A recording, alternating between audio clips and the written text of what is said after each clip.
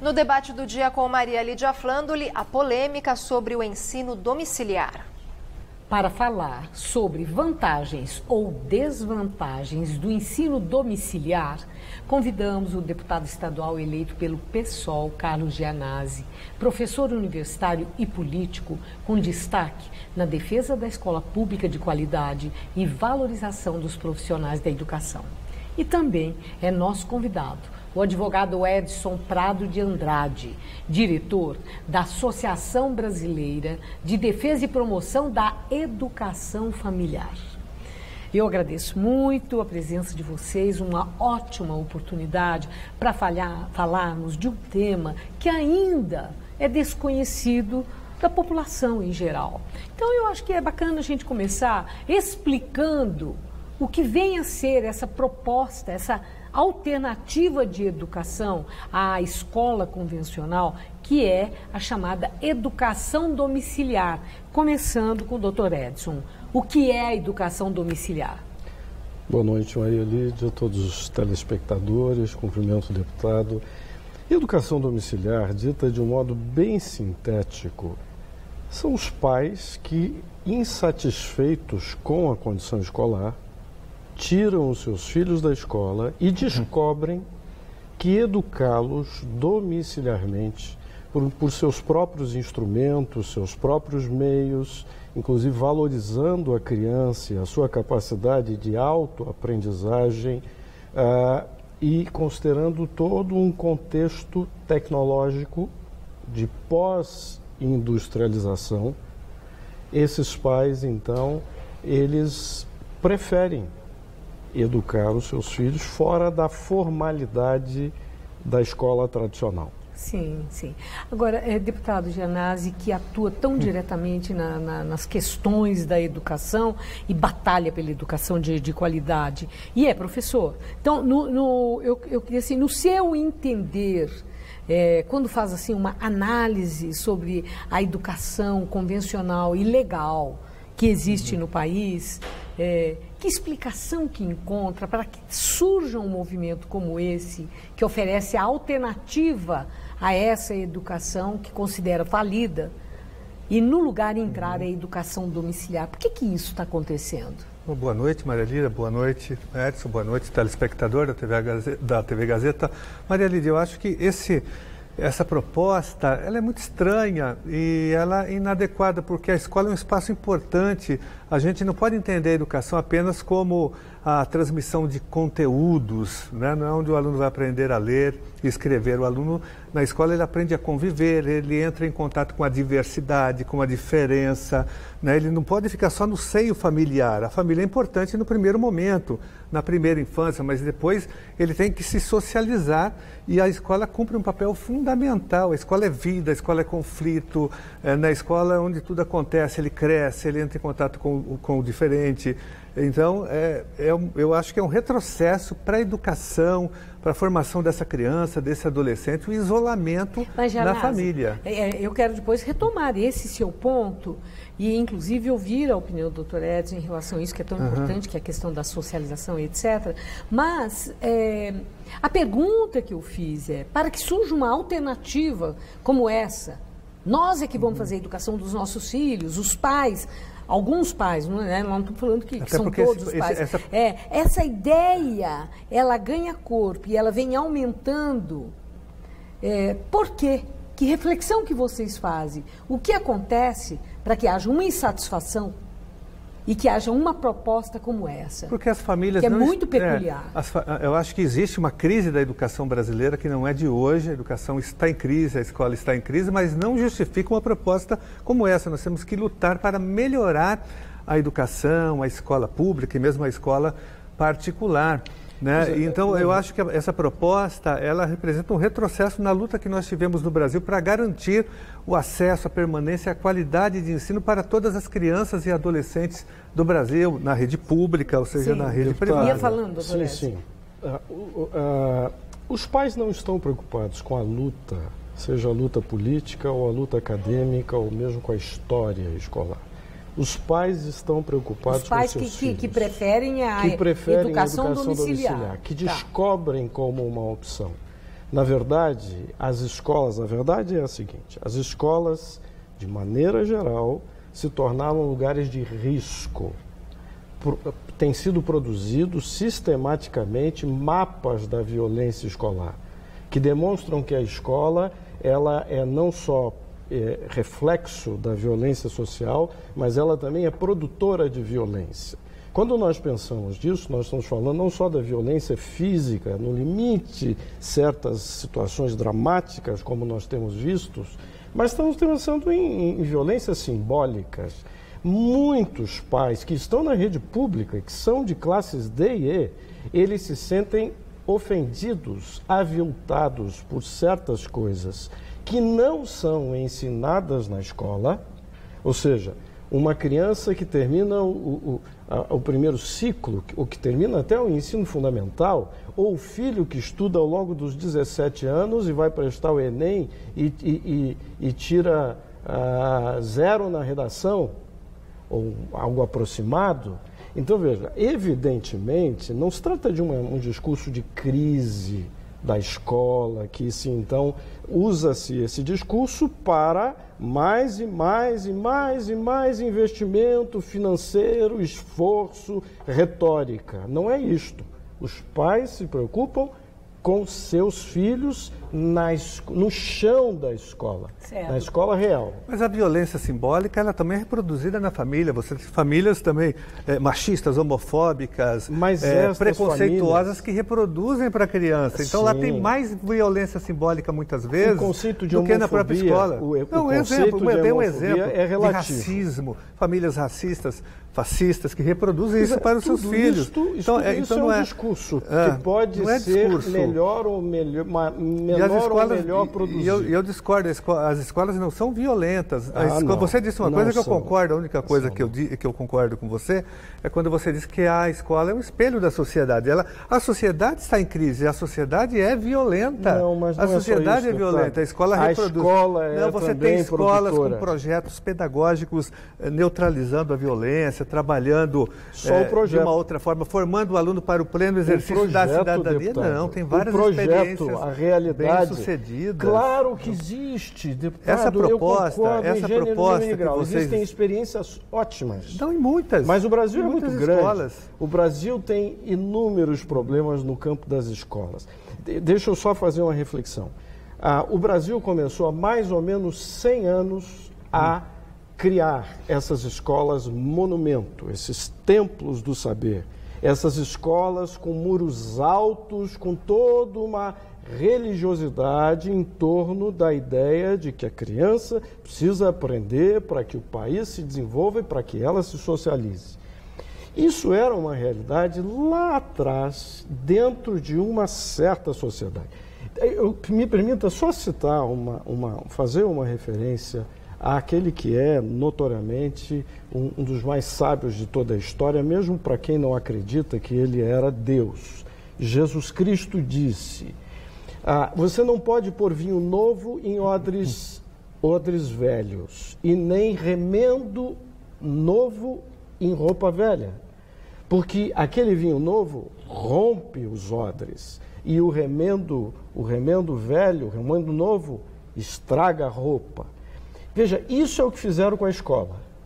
Aquela escola do início do século XIX, XX, final do XIX, XX, escolas monumento, os grandes institutos de educação, os liceus, estas escolas, elas atendiam um tipo de criança, um tipo de professor, um tipo de sociedade, uma espécie de metodologia de ciência, de compreensão da realidade e uma tecnologia própria, que era muito limitada, era do globo, era do mapa, era tudo. Bom, para a época não era, né? Para a época não era limitada. Não, claro, claro, né? é isso. Mas é isso que eu quis dizer. Com a evolução, com a tecnologia da informação, com tudo isso, mesmo a escola pública que é tão deficiente em muitos aspectos, também avançou nesse sentido. E o questionamento até sobre a qualidade na escola pública até não é tanto mais sobre questão de instalação e de recursos, mas da qualificação dos profissionais da educação. E aí essa tem sido uma luta sua também, Gianazzi, com certeza, sobre essa questão, o respeito à figura do professor e também a qualificação do professor, o interesse dessa pessoa na educação, a vocação para o magistério. Tudo isso tem um peso muito importante na depreciação da escola tradicional. Com certeza. Hoje não há investimento na formação dos profissionais da educação, do magistério, dos professores.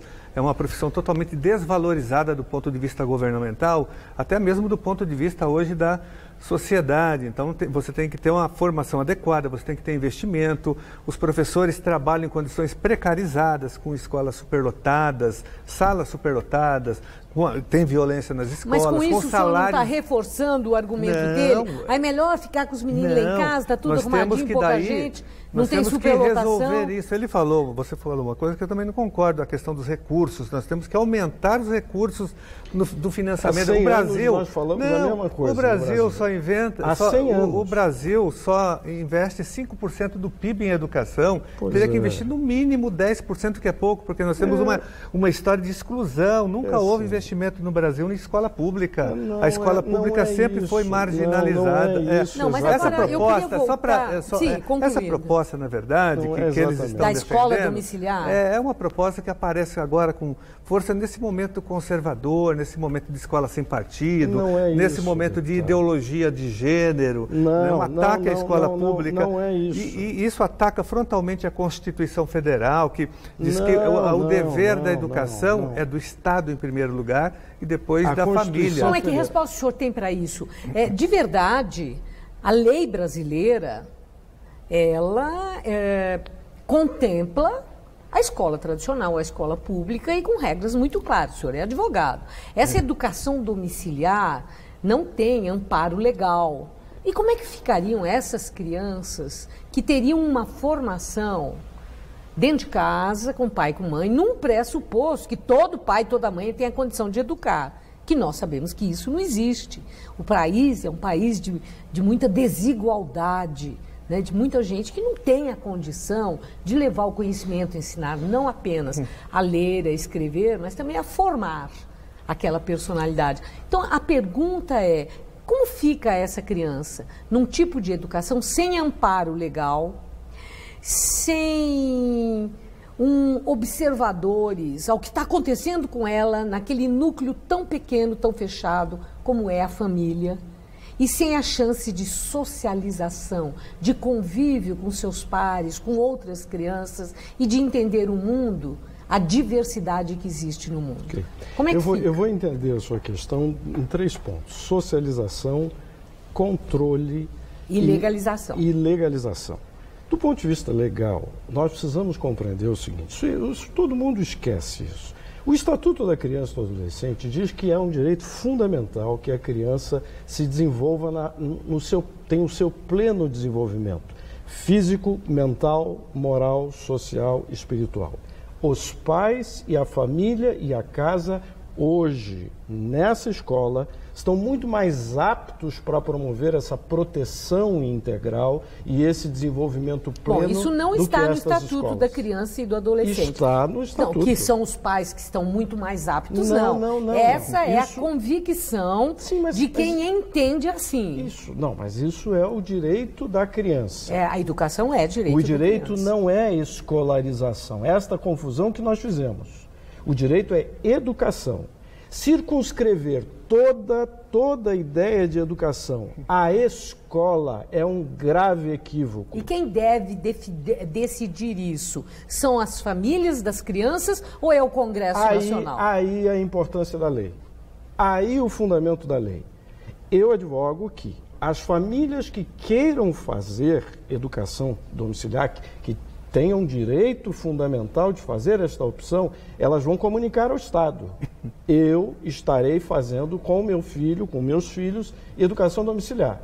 E que algumas famílias que desejarem desenvolver uma forma híbrida com a escola, isso é possível, isso já existe na legislação internacional em outros países, essas famílias se matriculem numa escola e que as escolas, juntamente com os professores que estão adoecidos e profundamente doentes nessa escola maravilhosa que se tenta produzir em muitos lugares, essa ideia, que estes professores construam junto com os pais esse projeto pedagógico personalizado, que é a ideia original desta escola no século XVII com João Amós Comênios, um bispo reformado que considerou e que imaginou todo esse sistema de escola universal, gratuita, inclusive para meninas. O que era bom no século XVII pode ser bom no século XXI? Não, agora é outro momento histórico. Nós estamos vivendo uma outra situação. O que eu estou dizendo é primeiro que escola... você falou do Estatuto da Criança e do Adolescente. Deixa eu ver. Olha,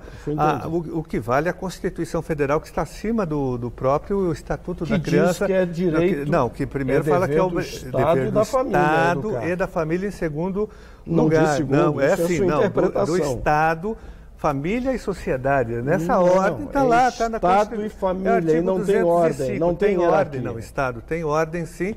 A educação hoje no Brasil ela é obrigatória para todas as crianças e adolescentes. Quer dizer, os pais legalmente são obrigados a colocar o filho na escola. Essa proposta, na verdade, essa proposta, ela é extremamente elitista. Ela só poderia ser aplicada para famílias, né, com poder aquisitivo, com poder econômico, até porque nós temos 50 milhões de alunos matriculados na educação básica brasileira. Quem reivindica esse é um movimento de 7 mil, 8 mil famílias no máximo. Então, se essas pessoas estão tão preocupadas com a qualidade de ensino, elas podem ofertar a aula de reforço. O aluno vai para uma escola e depois ela tem aula particular. Existem mil professores. Isso é elitizar. Não. Isso é elitizar. Escola, professor de reforço. É uma alternativa para o seu projeto, até porque o aluno tem que frequentar a escola, é fundamental que ele esteja lá no processo de socialização, em contato com a diversidade. Eu gostaria de responder essa questão. Sobre isso, porque o nosso tempo está terminando. Mas sobre a questão do convívio, da socialização. Perfeito. A educação domiciliar supre essa necessidade básica de uma personalidade em desenvolvimento? Perfeito. Então eu vou lhe colocar o meu olhar, claro que ninguém percebe. 1 minuto para encerrar. A socialização, na teoria tradicional, diz que a socialização primária é a família e depois, então, a escola na transição com o mundo. Isso não pode mais ser visto dessa forma. As famílias não se socializam. Os filhos, os pais, a criança começa com 4 meses na creche e vai até os 17 anos agora em tempo integral na escola.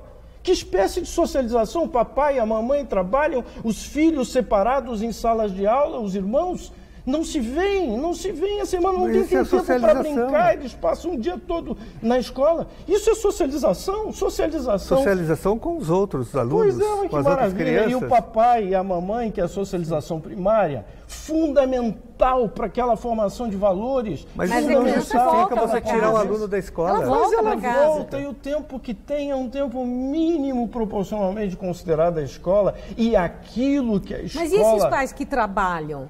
Eles, com os filhos em casa, com a educação domiciliar, eles não irão ao trabalho para ficar com os filhos o dia inteiro? Um dos pais. Aí é uma opção feminina, Maria Lídia. Mas se a mulher tem que trabalhar para ajudar dentro de casa, colocar dinheiro dentro de casa... Cabe, eu advogo isso, cabe que a legislação mude. Vamos começar a dar Bolsa Família para estas mulheres e aprenderem com seus filhos em casa. Os professores saem da sala de aula e vão ter eles na comunidade. Vamos mudar essa caixa.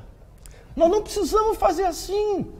Quem disse que tem que ser assim? São esses sindicatos. São os que advogam isso, inclusive na academia. É absurdo isso que ele está falando, não concordo. Não é assim. Aliás, muitas crianças, né, só conseguiram fazer denúncias contra pais pedófilos porque estavam na escola, conversando com os professores. Se essa criança não estivesse na escola... Esse é o controle. Não, mas para isso nós temos uma legislação penal, o próprio estatuto, nós temos todo um arcabouço. O nosso debate apenas começou. O assunto é novo, complexo, são muitas as variáveis e vamos precisar de novos debates. Já deixo o convite feito, espero tê-los de volta e agradeço muito o empenho em esclarecer o ponto de vista aí de cada um para oferecer subsídio e um entendimento de quem os acompanha. Muito obrigada. Muito obrigado. Muito obrigado.